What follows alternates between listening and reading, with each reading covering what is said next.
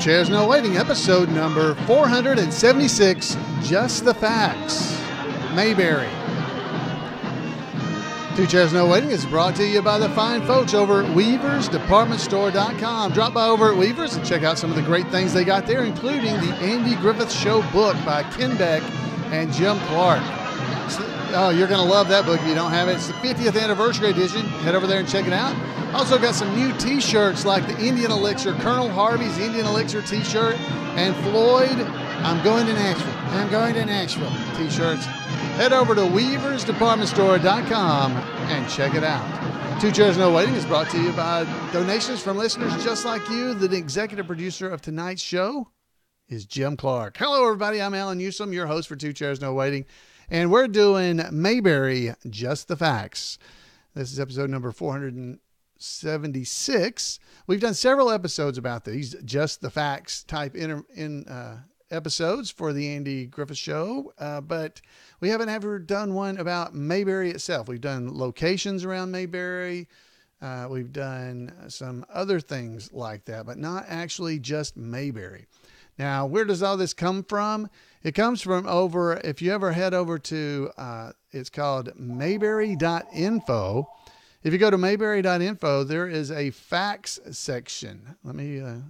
That is a section you can go to and get all kinds of information about not only what we're talking about tonight, but all kinds of Andy Griffith Show related stuff. If you go to mayberry.info and the facts FAQ, Mayberry FAQs section, there's all kinds of information there. And that's some of what we have been covering in the last over the last several years. Not recently so much. I go back and forth with these facts episodes because I always feel like these are things that you guys could just go out there and find for yourself and enjoy yourself. And you don't really need me to tell you about them, but they're there. But a lot of you don't do that. So I decided tonight we would go through and talk about that. Now, this information, a lot of it is coming from the Andy Griffith Show book by Ken Beck and Jim Clark. You can get it over at Weavers. I highly recommend this book. Now, you'll be able to hear just some of the kind of information that you'll find in this book as we go through the episode tonight. Okay, so we're going to hit the highlights and not all of it. Basically, the first chapter of this book is called A History of Mayberry, North Carolina. So that's where some of the facts come from. Plus, they're also coming from over at the mayberry.info website. FAQ, frequently asked questions, is what that means, about Mayberry. So let's get started. I'm going to get us some background music because we need background music to just cover up me talking. And so let's have Carl Benson and the orchestra. Take it away. There we are, Mayberry. There you go. Carl Benson and his orchestra. I believe his mother is on the sax. Is that right? Yeah. His mother is on the sax. Good job, Carl. All right, so let's talk about Mayberry, just the facts. Driving into the town of Mayberry, for those that don't know, Mayberry, North Carolina, by the way, a visitor would see a sign at the city limits that read, "Welcome to Mayberry, the friendly town." You remember that? That's where it comes from. Mayberry is located in the northwestern part of the state of North Carolina and is the county seat of Mayberry County. The city of Mayberry is the county seat of Mayberry County. Okay. Mayberry was founded by John Mayberry in the year somewhere around 1864. That's an estimate. The town was destroyed in 1870 by Rotten Ray Ancrum. Now, you guys may know him. He later established the Ancrum Charcoal Company there in Mayberry. You guys, you did know that, right? You're right. Just a few things here. The town's elevation, if you didn't know, is 671 feet. And the population was a little less than 2,000 people at the beginning of the 1960s. And that's according to the statistics now on the sign at the train depot, that by the mid to late 1960s, the population had risen to 5,360 people. So in just less than a decade, it increased. Now, there is speculation among fans and people who may have lived in Mayberry at some point that perhaps the city of Mayberry changed its city limits to incorporate more of the surrounding countryside, which could have increased the numbers. Because it's hard to believe an extra, 3,360 people moved to Mayberry in less than 10 years. It's fairly easy and slow living. Would be a great place to be, but I don't know if that happened. So maybe it did, maybe it didn't. But in the early 60s, it was 2,000, less than that. And before 1968, it was 5,360 was the population. Okay. And that was at the train depot. We saw the sign that told the population. Mayberry is a beautiful town with all kinds of flower gardens, and it even earned the nickname the Garden City of the State. That's right, Garden City of the State. The Garden Club sponsored an annual flower show with competitions in gladiolas, snapdragons, and rose divisions. Had all those. Notable landmarks, or at least one of them, is the old oak tree in the middle of the downtown area. The town square, there's a cannon with the initials TR scratched on it. It's the handiwork of Tracy Rupert, not Teddy Roosevelt, by the way. The muzzle of that cannon busted after it was misfired during a 4th of July celebration. So it's there in Mayberry. Near the center of town is the David Mendelbright Memorial Horse Trough. We've seen that. Which states this. It says, "Let no horse go thirsty here." And it was dedicated. The years were 1870 through 1933. Another landmark that you might see if you're coming into Mayberry is the old Rimshaw House. It's a haunted house, quote, haunted, where old man Rimshaw was rumored to have killed a hired hand with an axe. Intrigue in Mayberry. Yeah, see, everybody thinks Mayberry is it's awesome, but there's still intrigue. Possibly old man Rimshaw killed a hired hand with the axe. I'm going to stay out of that place myself. It's caution. It's caution. There may be some old tramps living down in the basement as well, just in case you didn't know that. All right, so here's a few more little tidbits. Mayberry has one traffic light and has very little in the way of crime, except for some moonshining and things like that go on around Mayberry. Out-of-town bank robbers and scam artists and escaped convicts and vagrants, sometimes they find their way to Mayberry, but in all, it's a very safe town. The county and town share the same name, as we mentioned earlier, and the jurisdiction. So the county sheriff is also the city sheriff. So Andy is the sheriff of the city and county of Mayberry. The mayor of nearby Greendale relates that Mayberry County has had the lowest crime rate in the state for 2 years in a row, thanks to Sheriff Taylor. The town only has one long-distance line. And there's two older ladies that often prevent anyone from using the line on Sundays while they visit with one another. So you guys know that. The town's National Guard Armory, you may not know this, houses several objects of historical significance, including an RJ 300 motorcycle from World War I, which some enterprising deputy named Barney Fife picked up for next to nothing at a surplus auction over in Mount Pilot. A plaque found under the seat of that very motorcycle reads as follows: First river to cross the River Marne, Battle of Chateau Thierry, 6/12/18. Passenger, Black Jack Persing. That's right.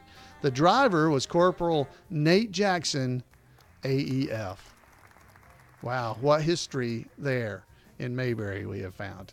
The armory has on display a Jeep from World War II and a Civil War cannon. So head over to the National Guard Armory there in Mayberry if you ever have opportunity to check out those things. The folks in Mayberry work hard, but they also enjoy a lot of neighborly fellowship, as we know. They celebrate things such as Decoration Day, Now, do you know what Decoration Day is?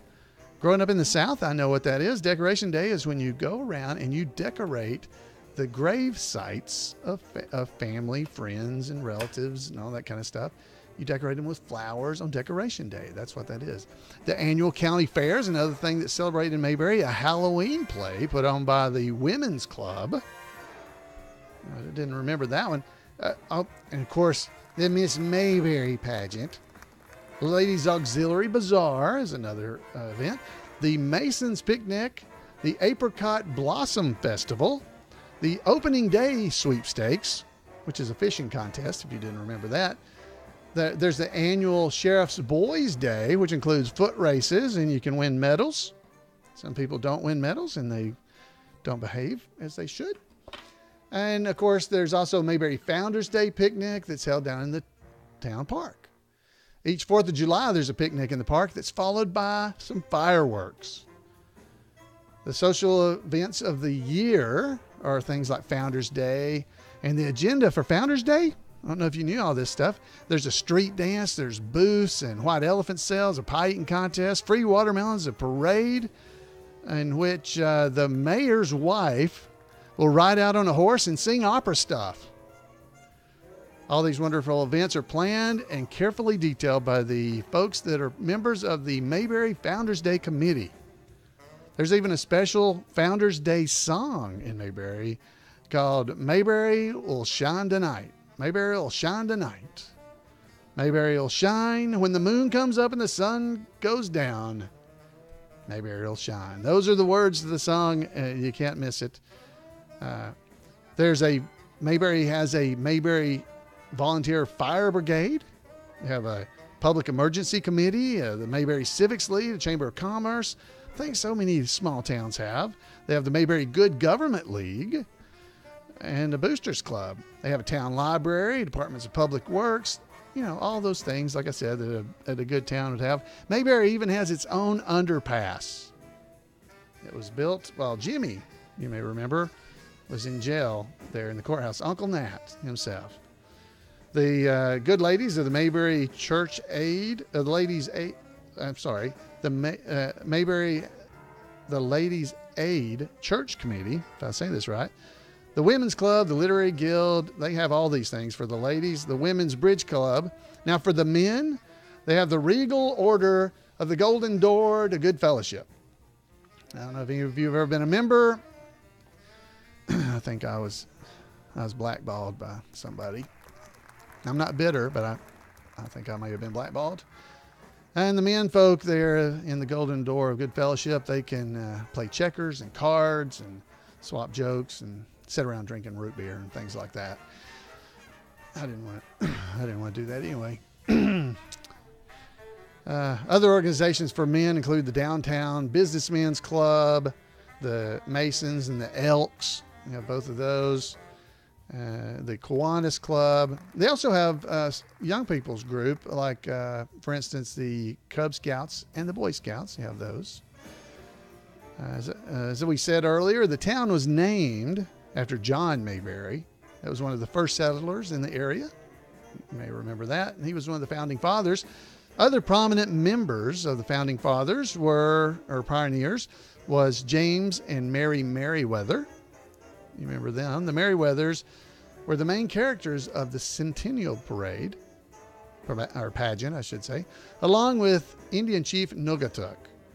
The Indians referred to Mayberry as Happy Valley. And Nugatuk's his nickname for James Merriweather was Laughing Face. Hope you remember that. That was great.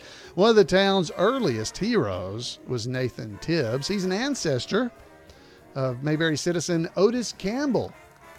Nathan Tibbs marched 8 miles through the snow to set fire to the Mayberry Bridge during the Revolutionary War. His efforts enabled General George Washington, that's right, George Washington himself and his troops, to capture an entire British regiment. Wow, Nathan Tibbs did that. There's a notable event in Mayberry history called the Battle of Mayberry. You may have heard of this. is described as by the locals as that glorious battle, or, quote, a great page in Mayberry history. The town folks were exceptionally proud of this historic event. That is, until the true facts began to unravel. A little bit of dirt here in Mayberry history. Among the heroes of the Battle of Mayberry were Colonel Caleb Stonewall Lawson, Lieutenant Edwards, that was Clara Edwards' great-grandfather, whom she insisted was a colonel who spurred the militia men on to victory with a cry of, quote, onward, boys, do you want to live forever? End quote. There's also Colonel Carlton Taylor and Colonel Goober Pyle. Yeah, that name sounds familiar, doesn't it? Of the North Carolina 7th Cavalry, both of them. Now, Carlton Taylor, by the way, was one of the first settlers, and Mayberry was almost called Taylortown. A little trivia for you right there. On the Indian side of the story was Chief Strongbow, a forefather of Mayberry's very own Indian, the only Indian that still lives in Mayberry, Tom Strongbow. The Cherokees referred to the incident, instead of the Battle of Mayberry, they called it the Victory of Tacahoosie Creek. So the confusion began. There was a Battle of Mayberry and the Victory of Tacahoosie Creek.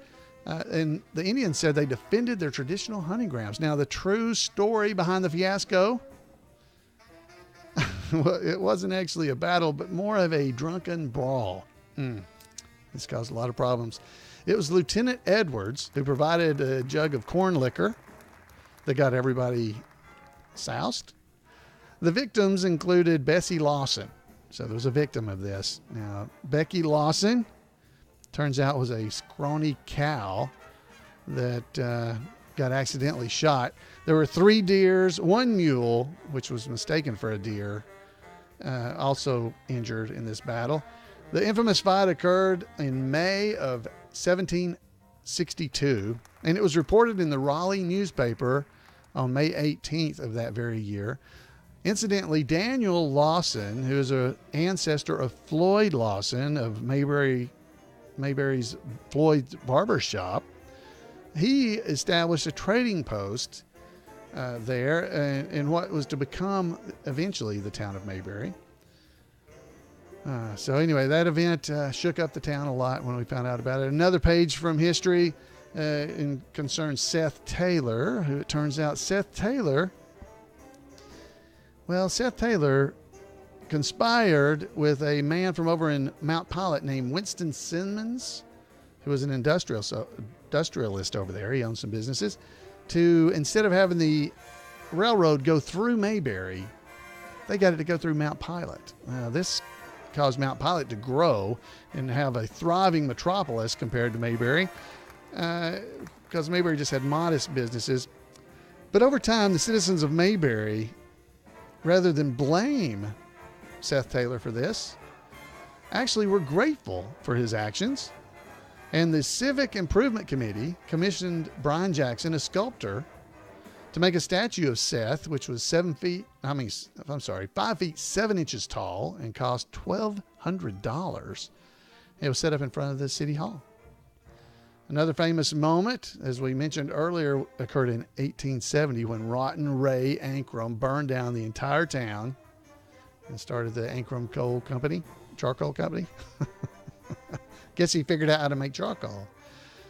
Oh, somewhere near Mayberry, it is reported that the Ross treasure, now you may not know about this, but this is loot that was gathered by the Ross Raiders. It was a group of Civil War marauders who stole $100,000 in gold from the Union troops, and they buried it somewhere. It's supposed to be near Mayberry. Now, the treasure lies lost somewhere near the town. So if you're a treasure hunter, there you go. A lot of things have happened in Mayberry over the year, but little has changed. It's a nice, clean, small town, and citizens enjoy their gracious, warm living there, warm-hearted living. It's great. So it's helped Mayberry remain the friendly town.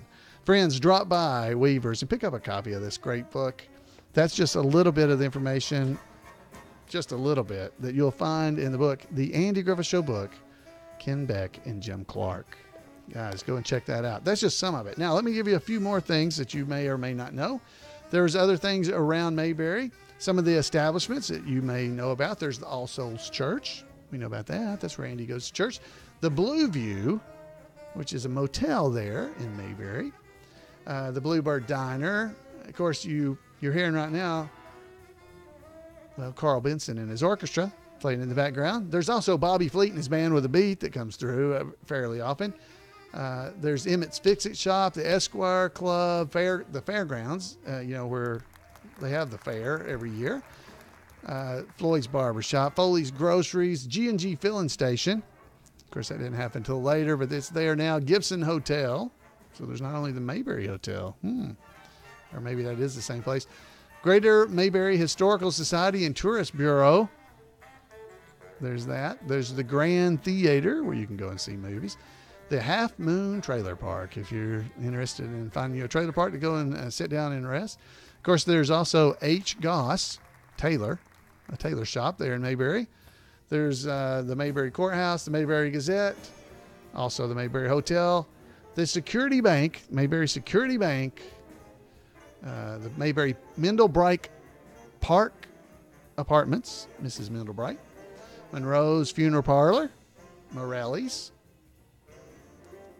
Sterling Jewelry Store, remember that one as well, Walker's Drug Store, the Sound Committee, another band you may have heard that Opie Taylor is a member of. There's Weaver's Department Store. There's sites around Mayberry like the Duck Pond, the Freight Yard, Lover's Leap, Mount Pilots nearby, Myers Lake, all those things. Now, here's something in my studies that I did not remember. Let's see if I can tell you about this. In my studies, I found out that Myers Lake is only partially in Mayberry County. Most of Myers Lake is actually in Stokes County. That's right. Andy Taylor one time went over to Stokes County fishing with Helen and was arrested because he didn't have his fishing license. You remember that? He was fishing at Myers Lakes, but he was over in Stokes County, not in Mayberry County. Okay, so I didn't know that. It's right on the line. Mayberry, most of the lake is actually in Stokes County. So there's stuff. Now, folks, there are places on the internet. If you'd like to get some of this information, I'm going to have a link in the show notes for this. We have all kinds of maps. We have maps of Mayberry County. We have maps of the blueprint, basically, of the courthouse there in Mayberry that you can see. Now, this is actually something I drew and put together. Tried to do my best to figure it out. And in this, you will see, because if you look at the courthouse, you'll remember there are no stairs going upstairs to the mayor's office, even though we know the mayor's office is upstairs. So my theory, as I drew out the plans for this building and to fit it so that it would actually look like the set from the Andy Griffith Show, it kind of shows you that the stairs to go upstairs to the mayor's office could possibly be in the back of the building. So you got the front entrance to the courthouse where you come in, where Andy and Barney come in. Opposite of that, on the other wall, totally, out by the back room where Barney usually sleeps, if you go out, you can go out the back room and go around the building to your left and take another left. There may be a door there that goes upstairs. And there's also a public restroom entrance out there, so you can go in and use the restroom. That's where people have to go to the bathroom that live in the court or work in the courthouse. Yeah, that's it. And there's also another door that goes downstairs to where the boiler is. That's my theory. I'm sticking with it. So there's all kinds of stuff like that in and around Mayberry. There's also another map that is of the city of Mayberry. Now it shows all kinds of things about locations in Mayberry. It lists them all, and you can go and check it out. If you go, they're all listed on that website, and you can download a PDF file that makes a very big version of this map, and you can cut it out and everything. But you'll be able to see all the different sites there and it lists them all. So they're all numbered, like the courthouse, Floyd's Barbershop, Foley's, everything in the city of Mayberry. So if you're really interested in what's in and around Mayberry, head over there and check it out. All right. I have talked too much, but that's it. A little bit of Mayberry, just the facts. All right. So I think it is now time for us to head over and be able to hear from our roving reporter, Randy Turner. Welcome to This Week in Mayberry History, a report by special correspondent Randy Turner of the Gomer and Cooper Pyle Comic Book Literary Guild of the Mayberry Historical Society. Alan Oppenheimer was born on April the 23rd, 1930. Acting in films, television, and animated projects, he only appeared once in the Andy Griffith Show, but it was in the highest-rated episode for the entire series. Alan began his career at the age of 33 with an uncredited role as a morgue attendant in The Untouchables. While he had his first credited role the next year in 1964, it was not until 1966 that he began his entertainment career in earnest. Throughout his live-action career, Alan often played officious characters, such as the doctor he played in his film debut in the low-budget Gamera the Invincible, featuring the famous giant fire-breathing turtle monster wreaking havoc in Tokyo. Alan played his first recurring role in the Sheldon Leonard-produced I Spy, appearing twice as Colonel Benkovsky. In 1968, still early in his career, Alan appeared in Mayberry in Barney Hosts a Summit Meeting, the last episode in which Don Knotts ever appeared. Barney was put in charge of finding a suitable location in Mayberry to host the summit meeting between U.S. and Russian representatives. Initially thinking he could get Old Man McCabe's home, which would be large enough to accommodate all the officials, he ended up using the Taylor home. After initial misgivings by the participants, in the end, Aunt Bee's hospitality and home cooking led to progress being made between the two sides. Alan played Mr. Ruskin, the interpreter for the Russian representative, Mr. Vasilovich. There were only 9 more episodes left in the Andy Griffith Show after this one, and the public was clearly going to miss Mayberry, as viewership of Season 8 was so high, it was the #1 show in the Nielsen's that year. The 1968 Summit Meeting episode was the highest rated for the entire series, and was inspired by a 1967 Summit Conference held in Glassboro, New Jersey, between the heads of the United States and Russia in the private residence of the president of Glassboro State College. While Alan appeared in the occasional film, such as playing an IT supervisor in the 1973 movie Westworld, he primarily worked in television. During his career, he appeared in numerous series, such as Get Smart, I Dream of Jeannie, Bewitched, and The Partridge Family. He appeared 4 times in Hogan's Heroes and That Girl. He was the original Mickey Mouth, the father of Ralph Mouth on Happy Days, a role that was later played by Jack Dotson, Mayberry's own Howard Sprague. Alan also played recurring characters in many series, including The Courtship of Eddie's Father, Medical Center, St. Elsewhere, Hotel, Mama's Family, Murder, She Wrote, and Murphy Brown. Alan was a regular cast member in 2 series. Of particular interest to Mayberry fans, he was a regular in the 1975 series Big Eddie, which starred Sheldon Leonard. And in the role for which he is most widely known, Alan played Dr. Rudy Wells in The $6 Million Man. The character had first been played by Martin Balsam in the TV movie Pilot, but Alan played the character in 2 more TV movies, and then in the series for 1 season. Alan's last live-action role was in 2008, but he remains active in what he is truly best known for in the industry, voice acting and animation. Alan began voice work in 1973 in Speed Buggy, and has since appeared in over 70 series, movies, and video games. He voiced the lead character in Inch High, Private Eye. He voiced Skeletor and other characters in numerous He-Man and She-Ra cartoons. He was Vanity Smurf and Father Time in the Smurfs and various characters in the Transformers. He voiced Jonathan Kent in an animated version of Superman and Fire-Lord in an animated series of the Fantastic Four, and this is just a small sampling of his extensive voice work. Alan is still a working voice actor and recently celebrated his 88th birthday. Well, that's it for this week. Thanks for listening, and remember to take Andy's advice and go out there and act like somebody. All right. Thank you, Randy. Randy publishes reports over at the Gomer and Goober Pile Comic Book Literary Guild. If you want to make sure you don't miss any of them, send an email to Randy at turnersgrade@gmail.com. It's TURNERS, turnersgrade@gmail.com. So thank you again, Randy. Hey, I love those reports, and keep them coming. He's been doing them for almost 2 years now. We're heading that direction anyway. Started last year, so we're, several months into the second year.